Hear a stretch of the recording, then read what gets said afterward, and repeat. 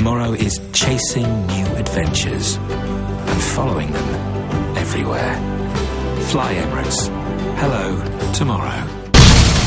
Well, Minister of External Affairs Professor G.L. Peiris called on Indian Prime Minister Dr. Manmohan Singh in New Delhi today and handed over a letter of invitation from President Mahinda Rajapaksa for Dr. Singh to participate in the upcoming Commonwealth Heads of Government meeting to be held in Colombo this November. Issuing a communique, the Sri Lankan High Commission in New Delhi said that Prime Minister Singh had requested that Minister Peiris to convey to President Rajapaksa his thanks for deputing Professor Peiris to hand over the letter of invitation to him.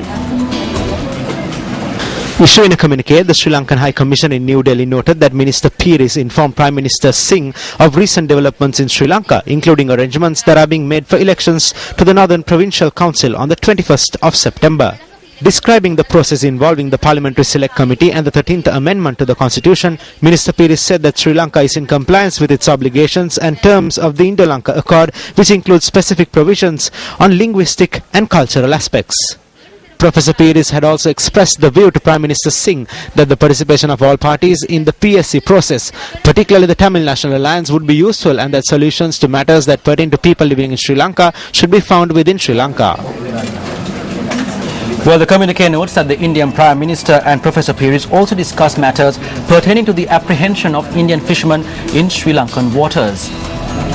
Minister Peiris expressed the necessity to find a practical solution to the issue and explained that 400 to 500 Indian fishing boats, consisting of approximately 1,500 Indian fishermen, continue to cross over the Sri Lankan territorial waters during the fishing season on a daily basis.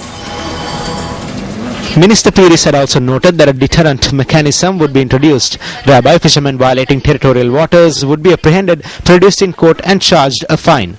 He added that there is no intention to harass or oppress fishermen or keep them in custody for long periods. Incidentally, speaking to reports in New Delhi yesterday, Minister Peiris expressed the following views.